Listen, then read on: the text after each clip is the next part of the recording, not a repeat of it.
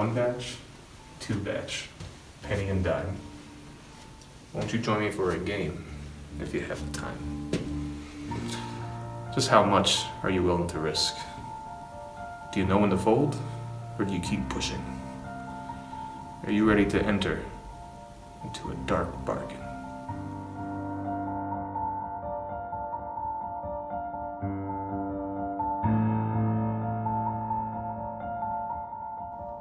If the people of that haunted town were honest, and they never were, they would say that the trouble began with the gas station. Trouble always begins with gas stations. Perhaps not the ones in your town. The tamed gas stations, warm light always on, always under the careful eye of a street lamp, never more than 10 miles away from any house. But gas stations in the wild are never what they seem, and neither was the town of Mill Rockshire. The people of Mill Rockshire were never honest, because they didn't have to be. Either you lived there, and you already knew not to drive after 10 p.m., or you weren't Mill Rockshire folk, and therefore weren't Mill Rockshire responsibility. That October night, the small white hatchback driving too fast down Main Street was not Mill Rockshire responsibility. I'm telling you, we're lost. There is no dark like the dark between small towns on deserted roads. In the driver's seat, Sam's knuckles were paler than the headlights. She shook her head. Sam, shut up. Yeah, cuz, shut up. A bag rustled. From the passenger seat, 4 pieces of popcorn flew back and found their now laughing target. It's dark and it's foggy. She can't see with you yapping. Can't see? It's a wires cross discombobulation. It's you making up words at 2 a.m. is what it is. If you just... Jonah. The driver's second hiss was sharper, and the front seat passenger immediately pivoted. Aluminum crinkled as he handed his bag to the back seat and held up one finger. Shh. The back seat subsided. For a moment the car was quiet. Just the munch of popcorn, the glow of cell phone lights, the slow, deliberate breaths from the driver's seat. Still no signal, Jonah murmured, voice near quiet. How's the gas tank? Sam's hands tightened on the steering wheel. The blinking red light on the dash was its own answer. It'll be okay, Sam. And if it's not? Then we run out of gas by the side of the road, we sleep, and in the morning I make those freeloaders in the back seat hike with me to find a town. Maybe stack them on top of each other to make a cell tower. What do you think? There were 4 passengers in the back seat. 2 too many for Sam's comfort. The hatchback had never been meant to hold 6. Most slept, while the 4th pressed against the car window. I think I see lights. 2 lights, to be precise. Mill Rockshire's single street light, swinging on its narrow wire, in the warm yellow glow of the gas station, open. See? Perfect timing. I knew we didn't lose the road. Jonah stretched, spine cracking back in place. I'm paying, by the way. Won't take no for an answer. You drive, I pay. That's how this game goes. Where are we? Huh? Sam pulled into the gas station parking lot. She turned off the car and stared through the windshield. I've driven this route over and over. I've never seen this town before. The sign over the station says Mill Rockshire. Jonah squinted. Huh, cute cloud logo. You mean we're lost? Jonah reached into the back seat and shoved the speaker. It's the scenic route. Just an added perk of the thank you, Sam, for graciously driving us to campus, since we're too cheap to fly road trip. Now be nice or I'm taking back my popcorn. Dude! On second thought, I'm taking it back anyway. Jonah tugged the bag out of the back seat and placed it in Sam's lap. Hey, breathe, okay? I'm gonna get the gas. And I'm driving after this, so give me those. He reached for the keys. Sam pulled them back. What happened to the you drive, I pay game? Changed my mind. I always cheat, you know this. He does. Hand him over for me? And don't kill my asshole cousin's friends while I'm gone. The blood will stain the seats. Your what, cousin? Came the indignant yelp. Him you can kill, though. Aunt Jan would understand. Sam handed over the keys. She leaned back and closed her eyes. "'Kay, thanks." Outside, the familiar sounds of tame gas stations. The credit card reader's beeps, the click of the gas pump, the slow, steady guzzle of gas. Then, Sam tried to open her eyes. They felt so heavy. A knock at the car's window. "Looks like I have to pay inside. No big deal. It's fine. Don't get up. Do you want gum while I'm in there? Coffee? Homemade lasagna?" "Mm-mm." "Be right back. 2 seconds." Sam leaned back against the seat and shifted. Outside the car, the gas station hose gently tap, tap, tapped against the window. Wait. Sam sat up. She'd heard it. The credit card reader had beeped okay. Jonah had already filled the car. Right now, the credit card reader's screen flashed green, asking if Sam wanted a receipt. "Where's Jonah?" "He went inside, he just said." Jonah's cousin, the loudmouth, what was his name? Pointed at the door. The warm yellow light of the shop would have been friendlier if she could see anything inside. The gas station's windows were frosted, just blurry shapes and light through most of it. A person's shadow stood inside of the door. It was very, very tall, and very, very thin, and it did not look very much like Jonah at all. "Oh," Jonah's cousin whispered. The shadow turned at the sound. Sam sat up and reached for the door handle. "Stay here." "Oh, hell no, you are not going in alone." "Jonah has the keys." Sam glanced at the sleeping figures in the back seat of the car.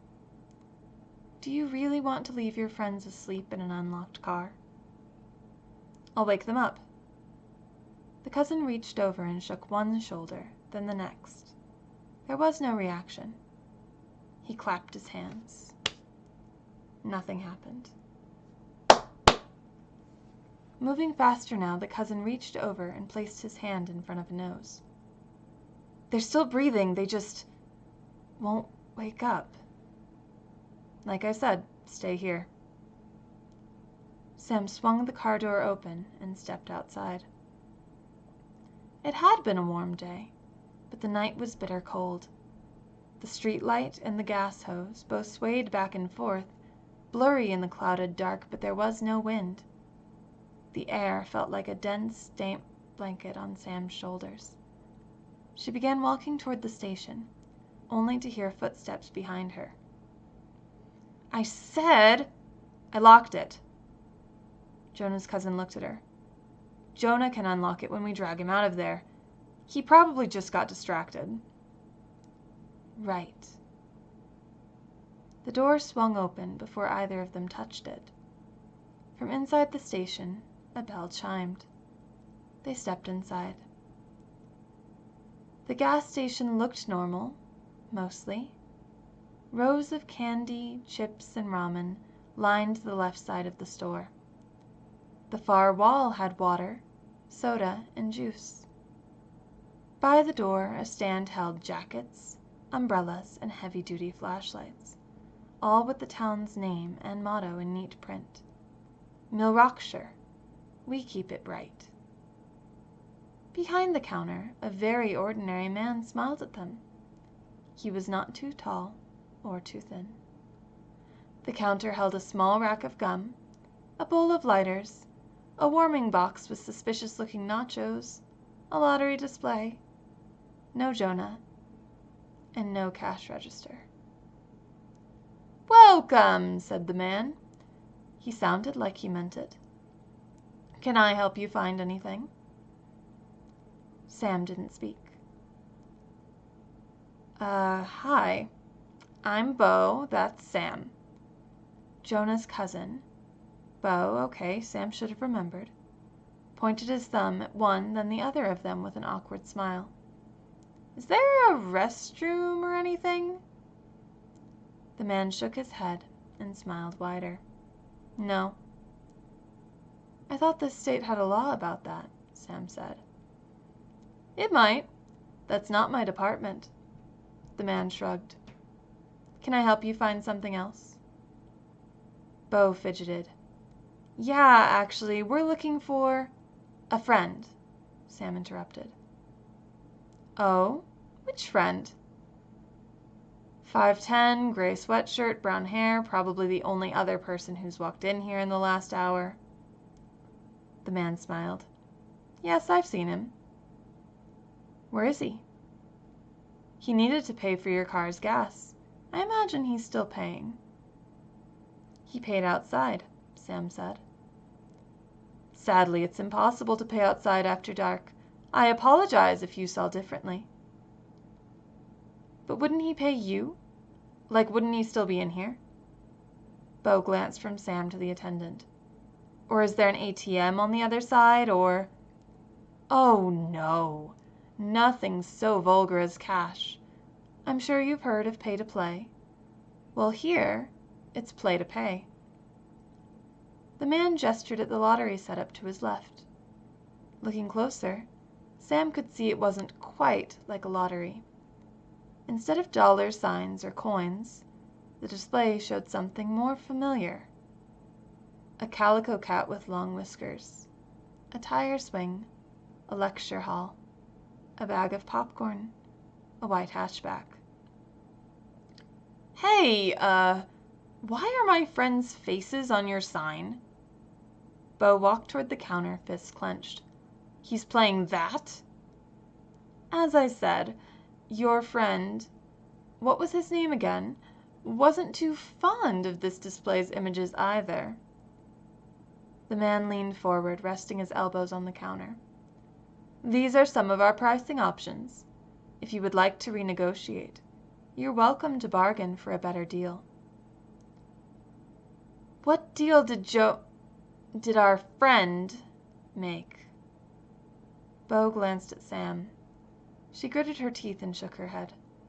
For some reason, sharing any more information with the gas station attendant felt like a very, very bad idea. "I'm afraid all of our customers' deals must remain confidential. So sorry." However, no games end, and no deals are finalized till the sun comes out."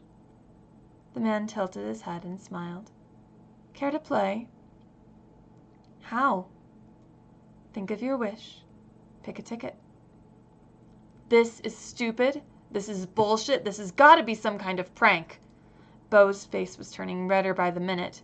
"If I call the cops right now—" "There's no cell signal," Sam said. The man raised an eyebrow and nodded. "Indeed. And while the local officers are quite familiar with my game, I assure you, I doubt most precincts would come running for— Well, what will you accuse me of? Lottery games are quite legal. Your friend certainly isn't here. Criminal prosecution for lack of a public restroom, perhaps." Sam rolled her eyes, walked forward, and grabbed a ticket. "Enough." Around her, the gas station wavered slightly, like oil and water. The man smiled wider. Now his teeth looked sharp. "A new bet, I see. What bargain will you make?" "I want Jonah." "You're a first-time player, so I'll lend you a hand. It might pay to be more specific." "What?" Sam was so tired, and words weren't generally her strong suit. Beside her, a hand touched her shoulder. Bo.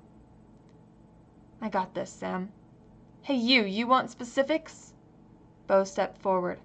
How's this? Jonah, not hurt, safe, and in that car and safely on his way back to campus. With all of us. When the sun comes out, right? A high bet. There will be a gamble. Bring it. And you? Do you agree to the terms?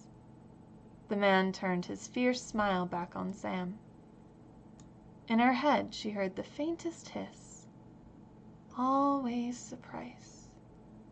There's a catch somewhere. Yes, Sam said. Around them, the gas station dissolved to utter nothingness.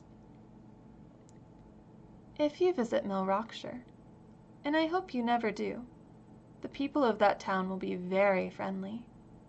They will take you to their one restaurant, where you will be encouraged to try the apple pie. They will show you their town sign, perhaps the only town sign you've ever seen, with no population numbers on it. They'll show you the general store, not the gas station, and encourage you to buy some of Mill Rockshire's specialty items for tourists. Their hand-embroidered jackets, and their lovingly painted umbrellas, and most of all their flashlights, with the town's logo and "We Keep It Bright." For you see, the flashlights have to keep it bright. The weather in Mill Rockshire is interesting. It's been foggy every day for years now. The sun never comes out. Not since that gas station got built on the edge of town. There's a white car in front of the first gas pump. It's empty. It's been there for a while now. If you ask about it, the people will just smile. Dunno, they might say. Not a Mill Rockshire car. Not our folk. But they know. If you stayed till nightfall, you might hear noise from the gas station. The clink of dice, the swish of cards, the tap of pieces on a large game board. You might hear the clack-clack of keys hanging from the doorknob. But I hope you don't stay. After all, as all Mill Rockshire knows, you shouldn't drive there after dark.